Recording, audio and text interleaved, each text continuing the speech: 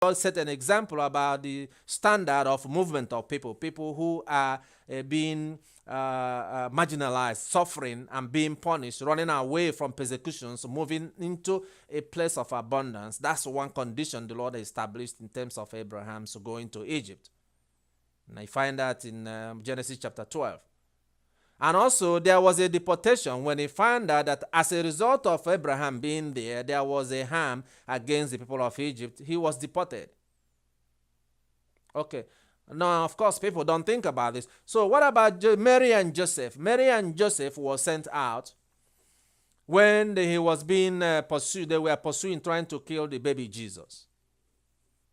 In the book of Matthew chapter 2, you will find it. So, in the book of Matthew chapter 2, they went and then ran out into Egypt to escape persecution, to escape the killing, like the kind of killing that has been going on in a lot of places in Africa.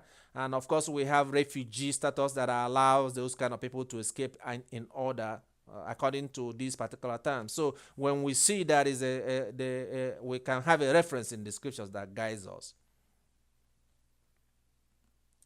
So my point is this, that now in the inquisition, that inquiry that I was making, trying to find this out, and these are not the kind of thought that they have thought through. I mean, the group thing is more have taken over of what has been given unto the people, but they never thought about God's will and God's purpose for humanity and for the earth that God has created.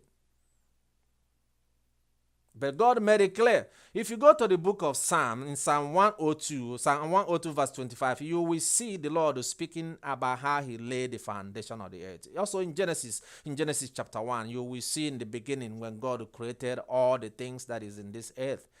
Down to Genesis chapter 2. You also see the foundation and how God have laid the earth, including giving Adam the garden of Eden for him to go and farm and explore. And so God laid a foundation of the earth. Also in Paul's letter to the Hebrew in chapter 1, he also spoke about that. In Hebrew chapter 1 in verse 10, he also spoke about that, how God laid the foundation of God. Job himself, in his pain and his suffering, as he begins to call upon the name of the Lord in Job 38, when he got his senses back, Job chapter 8 from verse 4, he himself was extolling God in the authority and the power of laying the foundations of the earth. What about languages? These are things that differentiate people from different people. You know, if you come here, the indigenous tribe of America, you find there are different languages for different tribes. And of course, those immigrants that came here from Europe to start to explore, to develop this country, and of course with other people that came, they all have different languages. But that also originates from Genesis chapter 11. From Genesis chapter 11, from verse 1 to 9, the Lord spoke about how he put languages in among the I think Babylonians, and those they were trying to build the Tower of Babel in order to reach to God. And that thought of trying to reach God became offended God, and God decided to scatter them by bringing in different languages. Of course, Peter made the same argument in the book of Acts of Apostles in chapter 17 from verse 22 to 31. And he was speaking about a lot of other stuff. And in that particular speech that he made to the people, the compelling speech that got the people to begin to change their ways and their attitude towards their fellow men and towards God, he made a compelling argument about how God have laid and created the nations. From the man God has made, the same Adam and Eve that we were talking about, the Lord chose that people should leave their nation and go and take over another, exploit them,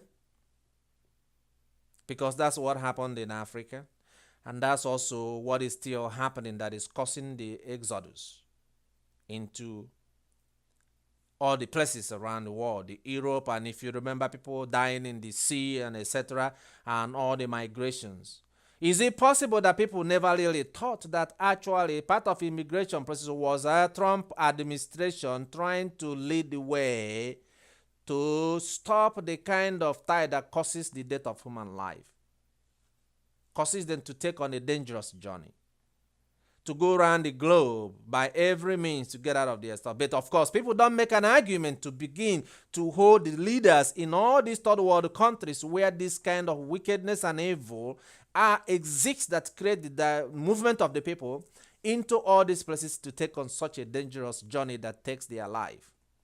And also put the limbs and body of the host nations and the citizens of the host nations in jeopardy.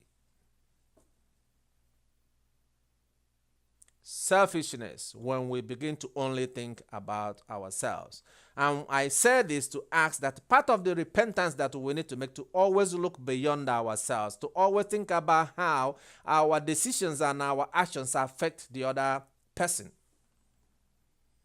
The African Americans and the minorities in America, who themselves are displaced. Some people might say they are lazy. They don't believe so. And some people might say, oh, they don't want to work because they want to be taken care of in the welfare. I don't know which kind of people that we want to do that, knowing the dangers of it. And I have spoken before about the dangers of genetic decomposition and displacements, where the genetic reprogramming that takes place when people begin to displace with the gifts and the talent and the skills and the abilities that man have acquired, they lose it. And in which case the dominant gene, which is in control and manage those skills and talent, become recessive, and then the dormant gene or the recessive gene becomes dormant.